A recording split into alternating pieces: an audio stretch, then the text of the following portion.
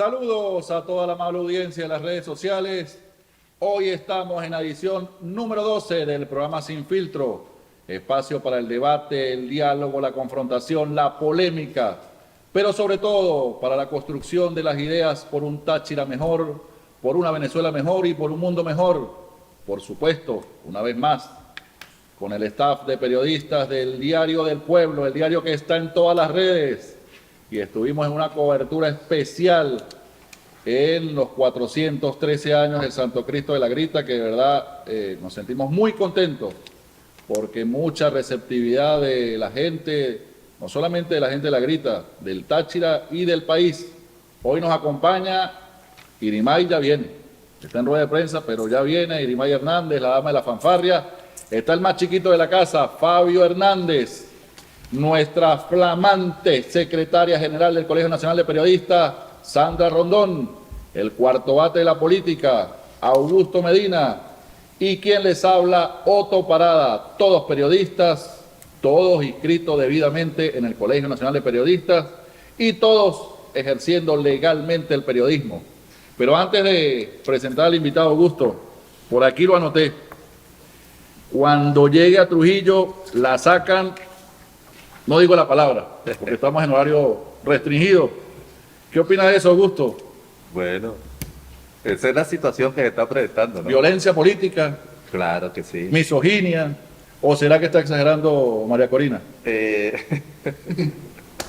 Hay de todo, de todo. Ahí hay de todo está, hay que esperar a ver qué es lo que está pasando, pero lo que tú decías, amanecer ahí veremos. Sí, así es. A ver qué es verdad, ¿no? Porque están en campañas y muchas cosas son valederas. Sí, a lo mejor, María Corina tiene fama de... Mira, a lo mejor el audio, eventos, ¿no? a lo mejor el audio no es un audio falso. Parece viejo, ¿no?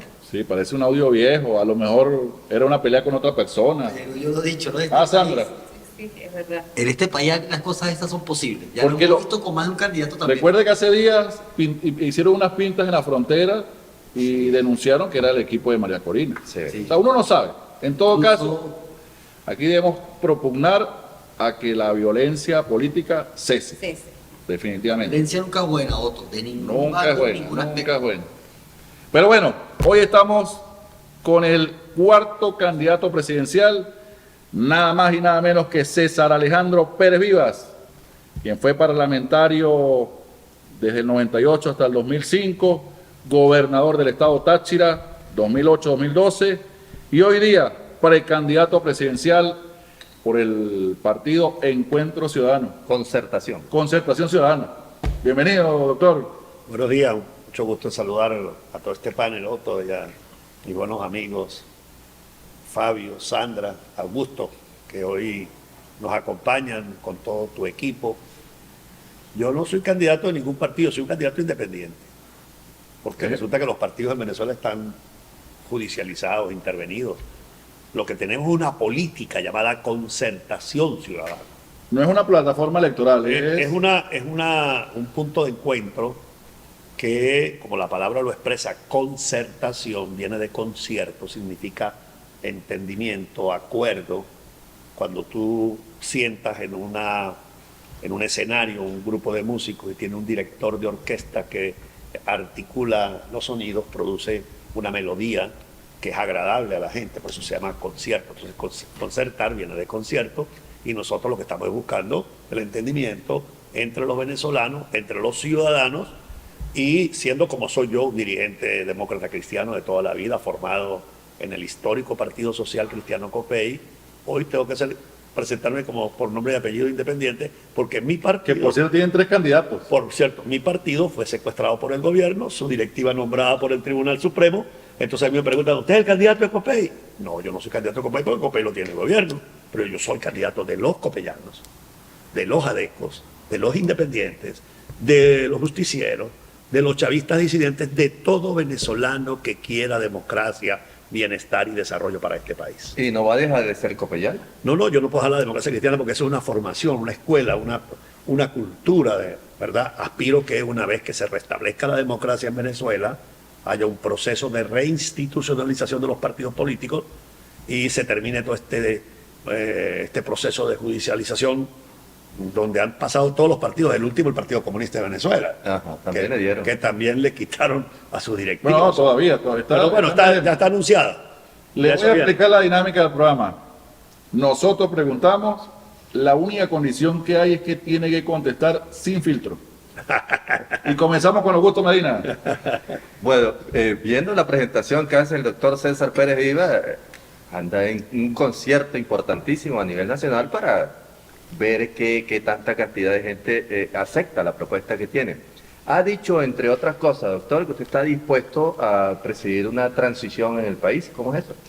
Bueno, porque Venezuela, sometida como está durante ya 24 años a un modelo político que ha derivado en una dictadura, que ha ido progresivamente deslizándose hacia el autoritarismo hasta concretarse hoy en día un sistema totalmente autoritario en Venezuela, pues requiere salir de la dictadura, y salir de una dictadura siempre es un proceso de transición, porque eso no se puede desarrollar de un solo momento, sobre todo en una situación como la que hoy vive Venezuela, y que además ha producido una tragedia humanitaria compleja, una pobreza sin precedentes en la historia de nuestro país, y por lo tanto sacar al país del hueco de la pobreza y de la tragedia humanitaria que ella conlleva, supone también una serie de cambios, y eso significa una transición. De modo que yo quiero ser el presidente de la transición de la dictadura a la democracia, de la miseria y la pobreza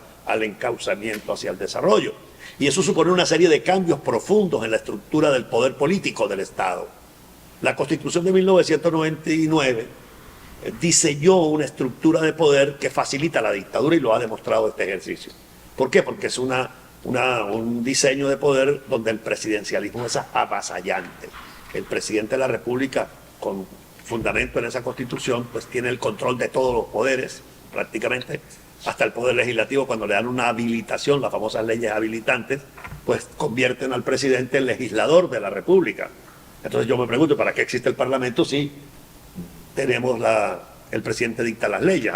En estos 23 años se han dictado 623 leyes vía decreto, lo cual significa la anulación absoluta de hechos del Parlamento. Obviamente el Parlamento no ejerce funciones de control. El Parlamento es simplemente un sitio, digamos, una instancia de comodín, casi que de teatro, porque ahí no se debate.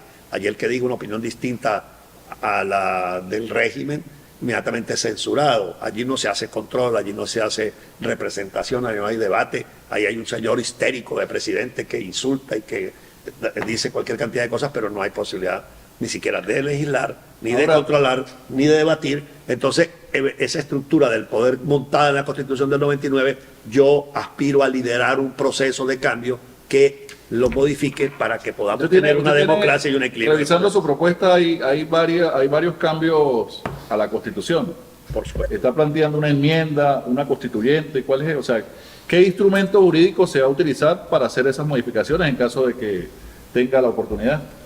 Bueno, ahí, como tú lo señalas, la Constitución permite 3 formas de modificación de la Constitución. 1, la enmienda; 2, la reforma constitucional; 3, la Asamblea Constituyente. A mí me parece que al país le saldría mucho más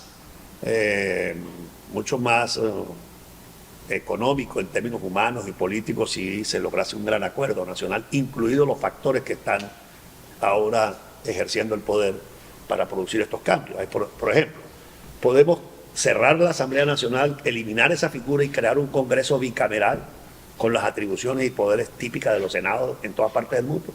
Eso significa quitarle al presidente de la República la facultad de ascender los militares al grado de coronel y general, por ejemplo, que Chávez se la reservó para él. Él no quería sino ser el dueño único y señor de la Fuerza Armada, y por eso eliminó el Senado, y por eso eliminó la figura del control político sobre los ascensos militares. Es un tema, pero de los más gruesos que pueden haber en este momento en la política. ¿Está dispuesto el Partido Socialista de Venezuela a acompañar una reforma de esta naturaleza? A mí me han dicho dirigentes del PSUV que les gusta mi propuesta. Está, por ejemplo, planteada la necesidad de eliminar la habilitación legislativa, figura que está en la Constitución. Uno me decía, pero es que esa también estaba en la Constitución del 61, cierto. En la Constitución del 61 había ese espacio, pero solo para materias económicas y financieras, pero la Constitución del 99 lo abrió a todo, de modo que el presidente puede cambiar el Código Civil, el Código Procesal Penal, el Código Penal, cualquier ley. Eso es una aberración. Lo digo como abogado, como profesor de Derecho Público, lo digo como parlamentario. ¿Está dispuesto el Partido Socialista y los demás partidos a cambiar eso? Bueno, si eso es posible, yo estoy dispuesto también. El periodo de la reelección. El tema de la reelección presidencial. Ahí, en esto ya estaba yo encaricuado, me llegó el representante del PSUV, un abogado. Me gusta su tesis de eliminar la reelección presidencial. Pero paradójicamente encuentro en la oposición algunos amigos que dicen, pero César, no quitemos la reelección absoluta, vamos a dar un periodo. Porque todos sueñan con llegar y sentarse en Miraflores y durar 12 años. Yo estoy... Y hasta más. Y entonces yo creo que esa... ¿Cuál es tu sueño, entonces? No, mi sueño es que Venezuela vuelva a tener democracia. Y yo quiero que el país me recuerde como un hombre que fue capaz, como lo hizo López Contreras en su momento, de reducir el periodo y dejar la gobernabilidad para las instituciones, no por mí. Yo voy a ser presidente y voy a durar solamente un periodo y más nunca volveré a ser presidente. ¿Por qué? Porque vamos a establecer la no reelección absoluta del presidente. Entonces, si eso se puede hacer por una reforma, oye, maravilloso. Lo hacemos más rápido, nos ponemos de acuerdo, porque la experiencia de Chávez cuando impuso la Constitución de 99 la tenemos hoy. Ahora, ¿cuándo se toma esa decisión? ¿Qué será lo que hay que hacer? Lo va a decir el momento político. Si hay contribución o si hay una resistencia a ello, entonces hay que recurrir a figuras como la constituyente. De modo que el método finalmente lo va a determinar el momento y la situación política en el cual se va a impulsar ese cambio. Usted anunció sobre Elvis Amoroso, que podría estar en el CNE. ¿Tendrá en la oposición alguna oportunidad de triunfo al llegar él al CNE? Yo hice un análisis lógico.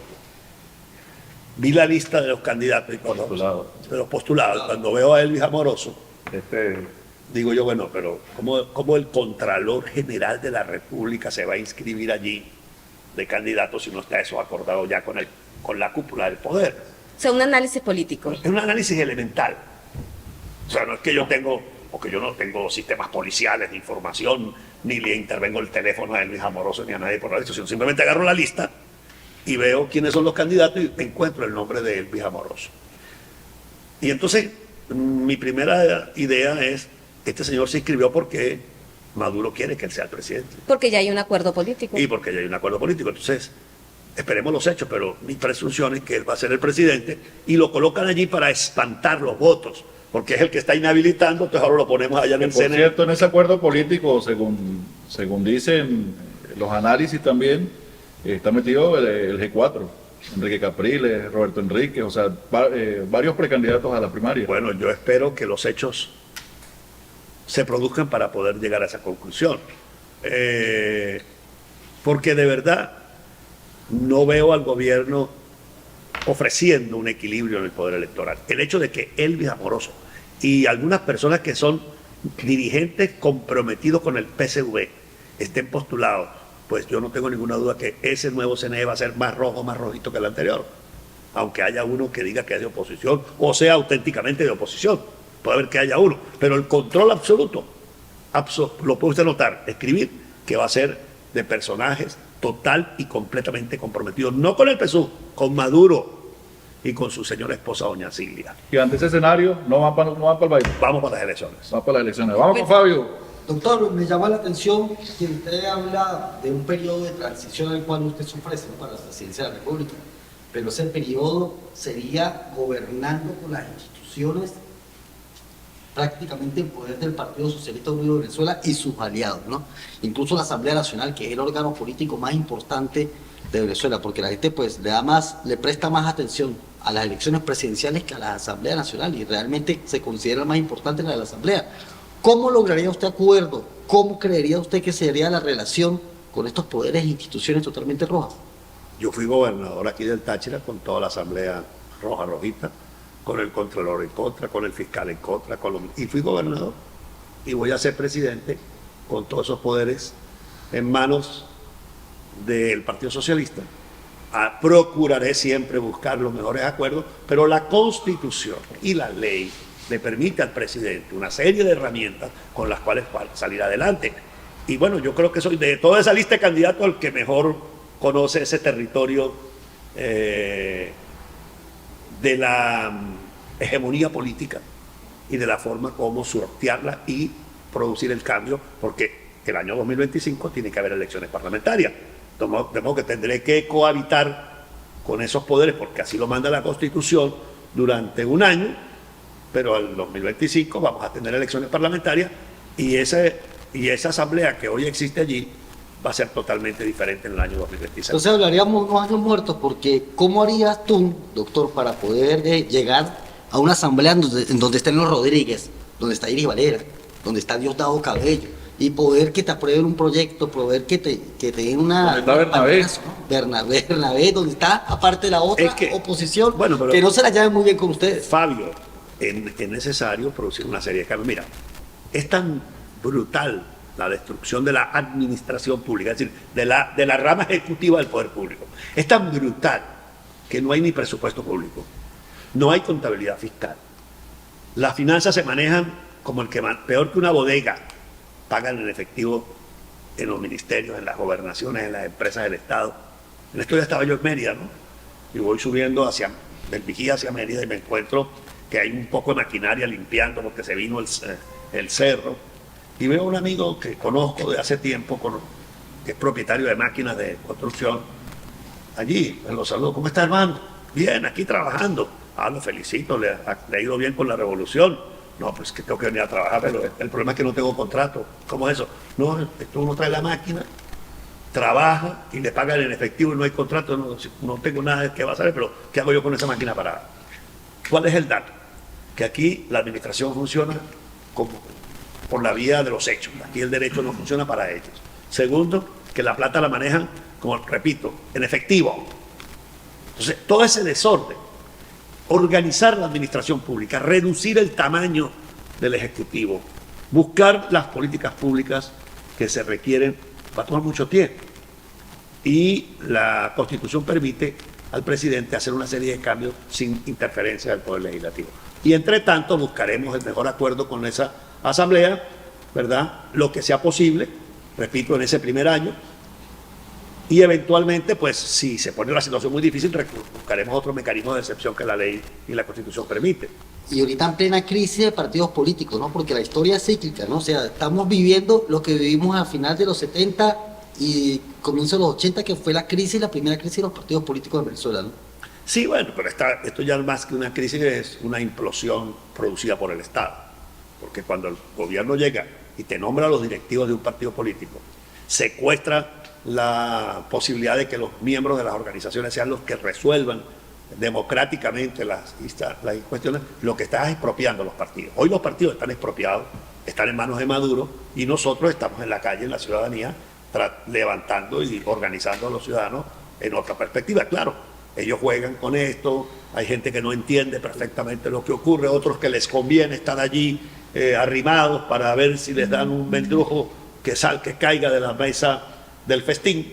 Pero hay muchísima gente así, sí. Y obviamente nosotros que estamos rescatando la dignidad, la institucionalidad y la convivencia democrática civilizada de conformidad con los parámetros que la razón impone. ¿Usted está planteando incluso eliminar la Asamblea Nacional? Totalmente. Yo propongo un nuevo parlamento que sea el Congreso de la República. Esa transición se puede hacer. Hay muchas fórmulas como hacerla. Sería Pero volver a la parece- cuarta, ¿no, doctor? ¿Ah? Sería volver a la cuarta. No, volver a la democracia civilizada. Claro, la cuarta y la democracia tenían un parlamento. Usted no escucha un dicho que dice por ahí, éramos felices y no lo sabíamos. Venezuela. Venezuela vivió mucho mejor con un congreso, con la democracia, que con estos señores de la Asamblea. O sea, con Pereviva no vamos a la sexta, sino a la cuarta. No, vamos para la novena. Es como un carro sincrónico. ¿Tú sabes una retroceder, cosa? arrancar. No, es que esa separación de primera, segunda, tercera, cuarta es mentira. Eso es una falsa construcción de la historia. Sí.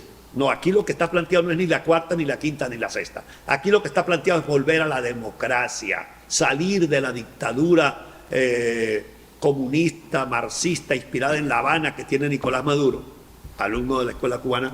Fíjate, Ahora, en el plano fíjate que local- ayer andaba Diosdado por allá por La Habana, hasta cogiendo libros. Hizo convenio con el PCC. Bueno, entonces, claro. bueno. De partido a partido. Así, entonces estamos frente a una dictadura decimonónica, porque si No, pero eso lo hacen todos los partidos. Es más, los partidos socialcristianos lo hacen. Por eso, claro que sí, por eso, pero es que nosotros no ocultamos nuestra cultura demócrata cristiana, nuestra vocación por la libertad, por la justicia, y Diosdado fue a ratificar su vocación por la dictadura del proletariado, es decir, por la violación de los derechos humanos, por la miseria y por la confiscación de los derechos ciudadanos. Eso representa la presencia de Diosdado Cabello en La Habana, amarrarse a una dictadura criminal y sanguinaria como la que los cubanos han tenido durante Ahora, por cierto, usted ha tenido buena relación con, por ejemplo, con dirigentes vecinos, con Uribe. ¿Por qué Uribe apoya a María Corina y no lo apoya usted?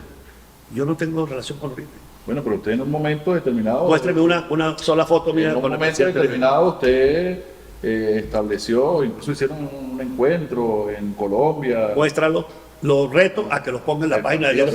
El partido con el Partido Centro Democrático. Repito, buena relación. muéstrame un Se evento. reunió en Bogotá. O sea, Muéstrame una foto. no lo veo, no lo veo. No, perdón. Y te voy a decir lo siguiente. Y no es que yo pero tenga. pero eso no es algo tampoco. No, para nada. Para cuestionarlo. Para o sea, nada, para nada. Lo digo por el tema de que no se debe cuestionar lo que hace Diosdado. O sea, No, pero todos sí los partidos, los dirigentes se deben reunir. Perdóname. Hay Internacional Socialista, hay Internacional Social Cristiana, Socialdemócrata. O sea. Repito, yo cuestiono a Diosdado porque está anclado en una doctrina del siglo XIX que ha producido muerte y miseria. Le estoy diciendo que no es cierto que yo haya tenido una relación formal con el presidente Uribe. Lo admiro y lo respeto porque ha sido un gran conductor de Colombia, pero yo no he tenido una relación directa con él. Y por eso le digo, búscame un evento político. Bueno, donde, si usted lo busca, vamos a buscarlo, pero bueno, en todo caso. búscalo. Si usted lo consigue, un evento donde usted diga, en todo caso, aquí estuvo lo Pérez decimos- Rivas como diputado, perdón, diputado o gobernador en una reunión formal. Ahora, eso no quiere decir que yo no me pueda reunir con él, ni con gente evidentemente, democrática. no, Fíjate, no, no, pero no, ¿por qué? Porque vamos a partir de dos hechos. O sea, si usted me habla de un hecho concreto, yo le digo sí o no. Si usted me habla de una identidad política, de una cultura política, yo puedo decir que hay elementos De hecho, que valoro usted positivamente cuando usted de la revisa- cultura cuando democrática usted del revisa- presidente Uribe. Cuando usted revisa a Uribe, Uribe se parece más a la plataforma unitaria. O sea, Uribe no lo podemos ligar con el PSUV, ni a Diosdado lo podemos ligar con Uribe. Es un tema ideológico, un tema Por eso ideológico que apoya- no se debe cuestionar. Por eso, repito, pero es que depende como tú lo propongas. Si tú me lo planteas, mire, usted tiene identidades políticas con los planteamientos del presidente, y le digo, sí, Uribe fue un demócrata, Uribe le dio disciplina a Colombia, Uribe acabó con la guerra y redujo a los grupos criminales de Colombia, eso es mérito de Uribe. Ahora, si usted me dice, si yo, César Pérez Vivas, me he estado reuniendo o no en algún momento con el presidente, le digo que no. ¿Entiendes? Entonces, una cosa es identidad política en temas. Ahora, si mañana, y no es que me dé ni pena ni por eso- urticaria sí, reunirme. por eso Si es que mañana el me presidente. me parece su reacción. No. Si el presidente Uribe mañana me invita a reunirme, yo voy y me reúno con él, no tengo problema. Claro. ¿Tú me entiendes? Pero hasta hoy no he tenido esa. es lo que quiero que sepa. Stalin se la llevaba. María Hicieron un Corina. pacto de inauguración y terminaron cayendo esa flor. María Corina está inhabilitada. Enrique Capriles está inhabilitado y el de Voluntad Popular, En Superlano, Superlano. está inhabilitado. ¿Cómo van a hacer? Porque en las encuestas, hace rato está revisando la encuesta de Seijas, la de junio, y evidentemente María Corina tiene una posición favorable en las Pero está encuestas. bajando en la encuesta. Va bajando, pero bueno, estoy hablando de junio y una parte de julio. Gana María Corina. ¿Qué van a hacer? ¿Se van a ir a la locura que ella está planteando? Ella va a ser candidata, pase lo que pase, cuando está inhabilitada. El que gane las primarias es el candidato de la Unidad Democrática. De modo que si María Corina gana la primaria, nuestro deber es acompañarla y respaldarla. ¿Y para qué la vamos a respaldar? La vamos a respaldar para que pueda ejercer su derecho, para que se defienda de esa injusta, arbitraria inhabilitación de que ha sido víctima, ¿verdad? Y nosotros estamos dispuestos a acompañarla para que podamos desarrollar nuestra presencia en el juego electoral. Hemos hablado claramente que lo que no puede ocurrir en esta oportunidad es lo que ocurrió en el 2018, que la oposición deje la cancha sola, que no vaya a las elecciones. Tenemos que ir a las elecciones, aún en medio de todas las dificultades y de todas las arbitrariedades que se Usted lo decía, presidente Luis Amoroso CNE, ¿él va a permitir eso, que se habilite María Corina? Bueno, esos hechos vamos a esperar O sea, que se ocurran, sí. Perdóname. Pero es que las elecciones son el 22 de octubre. O sea, yo creo que parte de la debacle de la oposición es eso. O sea, se pintan pajaritos preñados cuando Incluso el mismo Diosdado Cabello lo decía en estos días, no va para el baile. Las instituciones lo han dicho, no va para el baile. Y pudiera ser una gran estafa al país, a ese país que va a votar el 22 de octubre, a esa parte del país, cuando votan por alguien que no puede ser candidato. Fíjate, ¿Por qué que no puede ser candidato? bueno, digo, pero los ciudadanos deben estar informados de la situación que está ocurriendo. Los ciudadanos saben cuáles son las conductas y las actuaciones ilegales que el gobierno está desarrollando para motivar la abstención electoral. Y yo lo vengo diciendo. Aunque a todos nosotros nos metan presos o nos inhabiliten, la oposición democrática debe tener un candidato en las elecciones del año que viene, ¿verdad? Se elige un candidato. Si los ciudadanos, informados debidamente de que el gobierno nos está persiguiendo y que hay actores o candidatos inhabilitados, lo eligen, yo tengo que respetar esa decisión del ciudadano e ir al momento de la inscripción de la candidatura. Si no es posible inscribir esa candidatura, la oposición tiene que tener un candidato para responderle y para ir a las elecciones. Porque Ahora, nosotros César, no vamos, ¿qué pasaría? repito, mi tesis es, no vamos a dejar de ir a las elecciones, porque lo que anda buscando Maduro con nombrar a Elvis Amoroso presidente del CNE, con inhabilitar a los candidatos, es que nosotros nos retiremos de la contienda electoral, que los ciudadanos se desmoralicen y no participen, y entonces él, con la desmoralización y con los agentes que tiene disfrazados de candidatos opositores, buscará con un 15%, 10% imponerse. Ahora, ¿qué pasaría si el TSJ prohíbe las elecciones primarias? Bueno, nosotros buscaremos la forma de llegar a un acuerdo y de resolverlo. Por ahora tenemos elecciones el 22 de octubre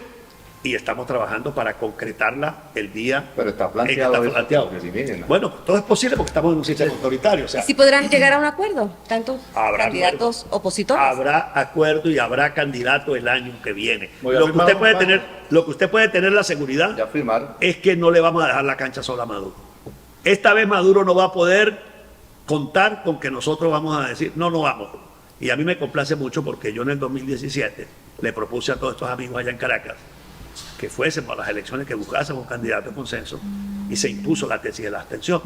Hoy en día, por fortuna, todos están ganados a ir al proceso electoral. Vamos hasta el final con las elecciones en el 2024. Doctor, yo veo que ustedes defienden a María Corina y muy bien, me parece muy bien porque es un reflejo de unidad. Yo defiendo el derecho que ella tiene a Ok, participar en la ok, vida política de la pero, nación, Fabio. ok, le defienda su posición política, pero parece que María Corina con ustedes como que no se la llevan mucho, o sea, las acciones de ella, el día del debate, el corte de manga, diríamos en términos futbolísticos, sacó la mano. que le hizo a usted, y aparte que los candidatos se quedan dándose la mano, ella pues, aparte que no le da la mano ni al doctor, ni a Superlano que lo tenía al lado, es la primerita que se va y deja a los demás candidatos ahí cerrando el evento, el acto. Es que hoy nos va a decir qué fue lo que Demuestra pasó como ahí. que no hay unidad. Échenos el cuento, pero con detalle. No el cuento de la chaqueta, porque ese...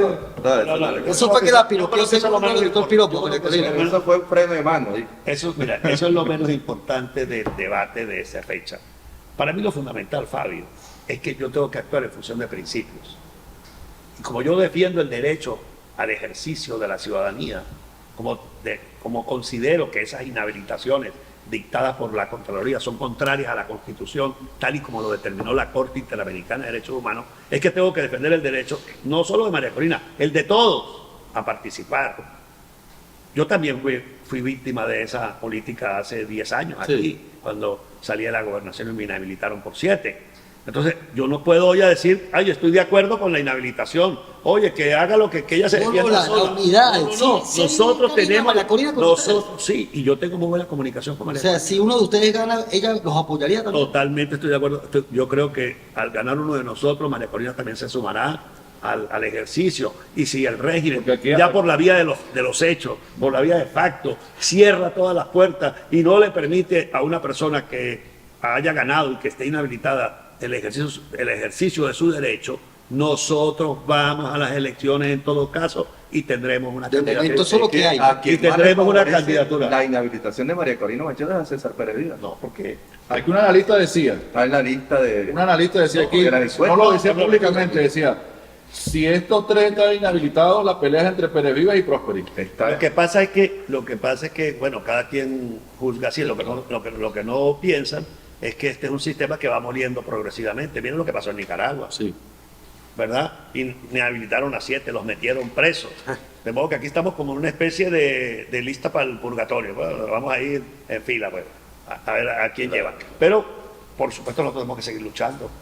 Yo soy un hombre comprometido con la libertad, quiero encabezar la unidad, quiero que me den la confianza a los ciudadanos para encabezar esta alternativa, ser el candidato que represente el cambio, la democracia, la libertad. Y si a mí me dan esa confianza, ten la seguridad que yo haré todo el esfuerzo de sumar a los demócratas y a aquellos venezolanos que quieran cambio, aunque no estén formando parte de la plataforma ni de ninguna de estas organizaciones. Todo el que quiera que Venezuela cambie, que vuelva a ser un país normal, democrático, civilizado, no perfecto, porque no hay ninguna nación perfecta en el mundo, pero que volvamos a tener un mínimo de convivencia civilizada, pues yo voy a asumir esa responsabilidad. Y si a mí no me toca, porque los ciudadanos escogen otro o porque las circunstancias de la vida no me lo permiten, yo no voy a llamar a la abstención ni voy a desmovilizar a los cuadros, sino que voy a estar ahí, al lado de la unidad, defendiendo el cambio, porque lo importante no soy yo como persona, lo importante es que Maduro y la camarilla se vayan del poder para que Venezuela pueda respirar de nuevo.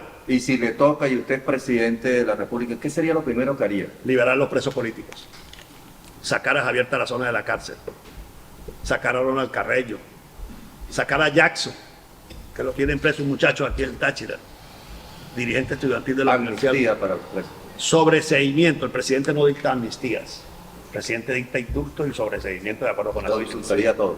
Indulto y sobreseimiento al otro día para todos los presos políticos y a todos los exiliados.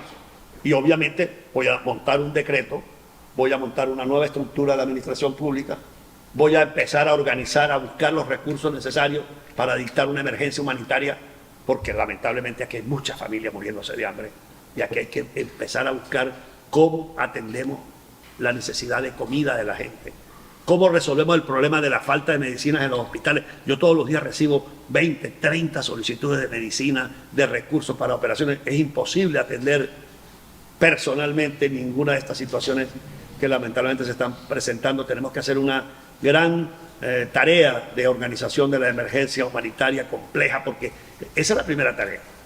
Y empezar a cambiar el modelo económico, a ordenar la administración pública. Hay más de 4.000 empresas del Estado donde hay un gentío robando y llevándose a los reales. Voy a parar la robadera.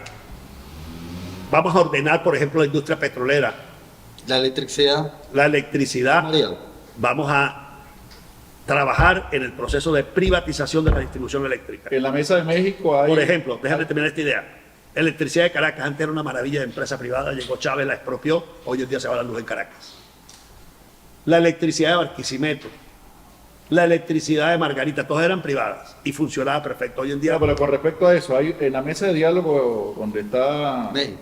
La de México, hay un criterio uniforme sobre suspender las sanciones. ¿Está de acuerdo con eso? Cuando yo sea presidente se van a suspender las sanciones. Pero en este momento, hoy día... No, si por mí fuera, ojalá se las quitaran al país. Pero es que lamentablemente esas sanciones se las buscó Maduro por su conducta grosera, insolente frente al mundo. Yo voy a ser el presidente que va a poder lograr el O sea, que cambio. tú tienes buenas relaciones con los gringos. No solamente que las tengo, es que las voy a propiciar. Yo no tengo complejo anti-norteamericano, Fabio. Yo voy a trabajar al otro día que llame, que gane, primera llamada al presidente de los Estados Unidos. Y hablaría con los rusos, con los cubanos también. Y con los, sí, a los cubanos tengo que hablar con ellos. Chinos también. Claro, y con los cubanos para que nos paguen la deuda. Y para que el petróleo que se ve lo van a pagar. Se acabó la regalía de petróleo para Cuba. ¿Quieren petróleo? Perfecto, estamos a la orden, pero páguenlo, porque es que aquí hay mucha gente pasando necesidades. Eso es Maduro y Chávez que le regalaban el petróleo para comprar el voto de esos países en el mundo. Nosotros tenemos un país que necesita finanzas, que hay que pagarle un salario digno a los trabajadores, a los maestros, hay que pagarle una pensión a los abuelos. ¿De dónde el presidente de la República va a sacar plata para pagarle salario a los trabajadores, para pagarle pensiones, si siguen regalando el petróleo como han hecho estos señores, y si siguen robándose la plata, como se la robó Tari Alexaní y toda la camarilla que destruyó petróleos de Venezuela? Yo voy a poner orden en la administración. ¿Propuesta de sueldo mínimo? Yo aspiro que en el proceso de 4 años, 5 años que dura el periodo de la transición, una vez hecha la ordenación y la apertura económica y petrolera, podamos llegar a tener el salario mínimo que existe en América Latina. Es decir, que nosotros en un lapso como ese podamos llegar a $500 mensuales básico de salario mínimo. Es posible si logramos subir siquiera el 50% de la industria petrolera nacional, si podemos abrir el comercio internacional, sobre todo en el caso de nosotros los tachirenses, el comercio con Colombia. Para que toda esa gente que está en Colombia ganando $300 se venga a trabajar a su país. Si aquí abrimos la construcción, si aquí abrimos la posibilidad de una industria petrolera mucho más dinámica. Y petroquímica. Por supuesto, hablo de petróleo, hablo de todo, del gas, de la petroquímica. Si aquí abrimos también una política para la agricultura y la ganadería que permita el desarrollo agrícola, la gente puede venir. Vamos a abrir el comercio. Se habla, nosotros tenemos que integrar de nuevo a Venezuela a la comunidad andina. Mira el daño que hizo Maduro y este señor que está aquí de gobernador del Táchira cuando cerraron la frontera con mi Amor y con este señor. ¿Cuál fue el resultado del cierre de la frontera? 7 años, con los puentes cerrados. Y ahora dice que abrieron la frontera. Mentira, la frontera no está abierta. Está semiabierta. ¿Sabe quién va a abrir la frontera? Yo. Lo primero que voy a hacer es eliminar Peracal. Eso es un antro. Eso es una pared que lo que hace es parar el comercio. Si mañana quiere venir un profesional desde Bogotá, desde Cali, Medellín, a pasear por Venezuela, tiene que sacar permisos, tiene que someterse a una serie de controles, cuando usted podría perfectamente andar por toda Venezuela con su carro colombiano o ir de aquí para Colombia con su carro venezolano. Vamos a eliminar la visión policial decimonónica de las alcabalas. Vaya para Europa, para que usted recorra toda Europa y no le pidan pasaporte ni le estén parando en ninguna parte. Vaya a Estados Unidos y recorra 2.000, 5.000 kilómetros, usted no encuentra un policía en la calle, pero ahí hay seguridad. Pero acá le es un atraso. Eso representa el siglo XVI, XVII, en el control de las mercancías y todo lo que significa eso. Esos son sitios para hostigar y violarle los derechos humanos al pueblo venezolano. Si llegan a un acuerdo, antes del ping-pong, ya casi para el ping-pong, llegan a un acuerdo y le dicen, Pérez Viva, váyase de candidato al Táchira. No tengo planteado volver al Táchira de gobernador, ya yo fui gobernador. Yo quiero ser el presidente, el gocho número 8 que llega a Miraflores. El mes 8.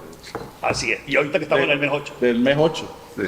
Así es. A propósito Y ayer fue- del planteamiento que le estaba haciendo Fabio sobre las relaciones con Estados Unidos, hay una diputada del PPT que está pidiendo que a toda esa gente que solicitó intervención en el país le quiten la nacionalidad. Lenia Usted Medellín. que fue diputado, ¿qué piensa de eso? Que eso es imposible en la Constitución venezolana.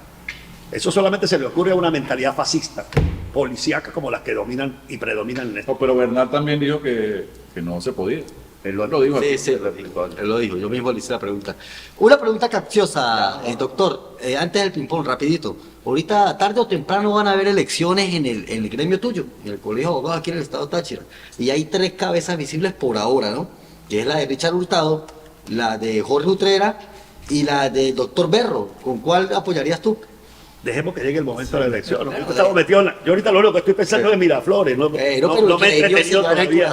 No me he entretenido en el tema. Estoy metido en pensar cómo voy Usted sabe a... que aquí le preguntamos a Alvarado porque pues, el Copey en el tema político pues, se mueve mucho. Mucho. Las familias copellanas, los Delgado, los Goncalves, bueno, usted los conoce, esos son hijos suyos por el cura. ¿verdad? Casi por decir. Zamora.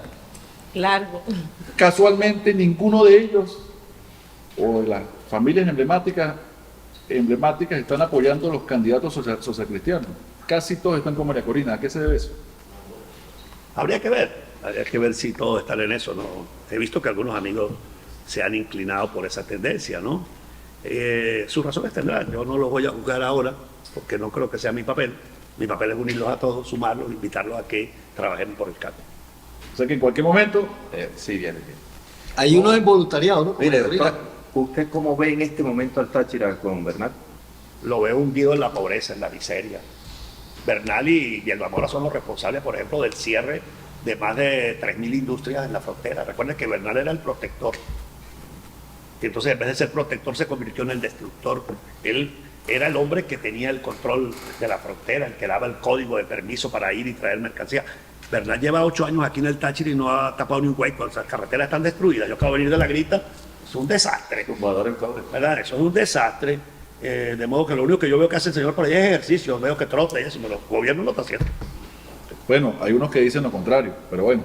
Por cierto, reiteramos la invitación a Bernal al gobernador Benapa que venga para Ya acá. vino la primera dama, La primera dama. la que Pues ella, estamos esperando. ella- Pero vamos a cerrar ya con el Bueno, pero es que César. hacer ejercicio no es malo. No, para nada, pero es que usted Sobre- cuando usted está gobernando... Yo también troto por ahí. Yo troto y la gente me ve aquí cuando salgo. eso cuando gobernador trotabas. Así es, pero repito, el problema es la gestión pública. Bernal es la cara de Maduro en el Táchira. Bernal representa el atraso, la revolución. ¿Se lo consiguió en Santo Cristo? Lo vi de lejos que estaba por allá, yo no sé, No se saludaron. no tuve el gusto, ni la oportunidad, ni la ocasión, ni nada que ver. Ahí- Pero lo que voy a decir es lo siguiente, Ajá. lo que él representa la barbarie roja, representa la camarilla que ha destruido la nación. De modo que no puedo separar a Bernal de Maduro, de Jorge Rodríguez, de Diosdado, porque forma parte de la misma roca que ha destruido a este país. Sabes que hay una anécdota rapidita de aquí el doctor cuando al otro día que perdió las elecciones aquí, para la gobernación del Táchira, antes se le iba a trotar con mucha gente. Al otro día salió a trotar y de cosa al perro que lo acompañaba. Bueno, sería total, igualito Y la pensó que se le había dañado el teléfono porque nadie lo llamaba allá después. ¿Cómo le pasó con Sandoval? Igual Carlos Sandoval. ¿Qué opinas sobre la intervención de la Cruz Roja venezolana? Bueno, parte de esa forma de cómo ahora se intervienen las organizaciones. Digamos, el formato me parece muy negativo porque yo no puedo, digamos, avalar que intervengan partidos, empresas, instituciones. Sé que en el fondo de esa intervención hay un conflicto entre sectores del chavismo, porque los que estaban allá eran chavistas y ahora es el madurismo el que se metió allá. ¿Cómo podría César Pérez Vivas al llegar a la presidencia contrarrestar los altos índices de pedofilia, el acoso escolar, el maltrato, la violencia de Bueno, las aquí mujeres? hay varias formas de proteger a la niñez y a la familia, ¿no? Que lo que está en el fondo planteado es la protección de los niños, la protección de los adolescentes, la protección de la familia. Yo, como hombre formado en la escuela del humanismo cristiano, influido por esos valores, voy a defender la familia. Cuando fui gobernador del Táchira, dicté un decreto creando la Fundación de la Familia, que todavía se mantiene, precisamente con el objetivo de proteger a la familia. De modo que mi línea de conducta en esta materia está aprobada ya no solamente en el discurso, sino en los hechos.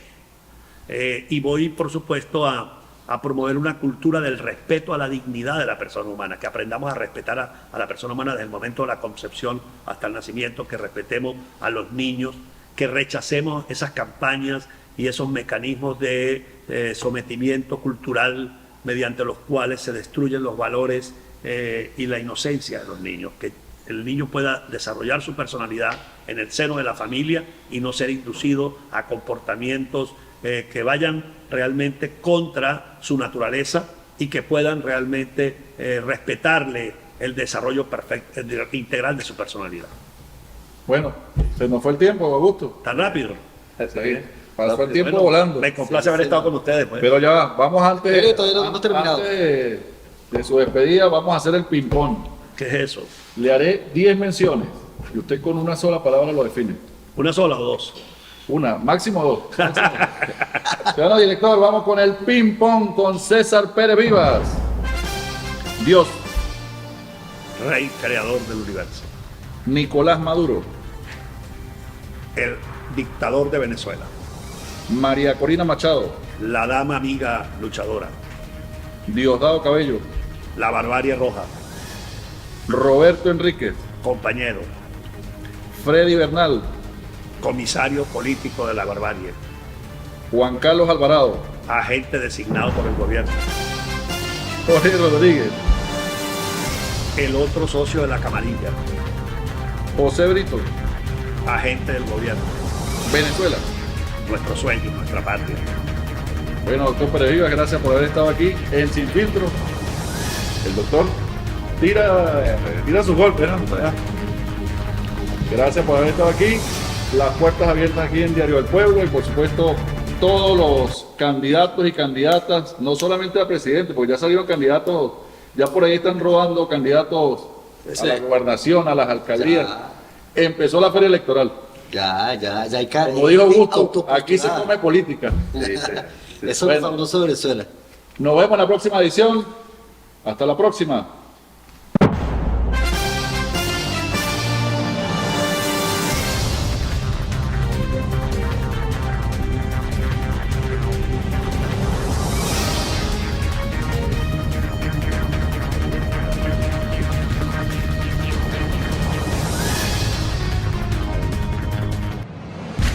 La tecnología nos une, conectando más cerca a los tuyos. Conectados TV en línea, conectando contigo.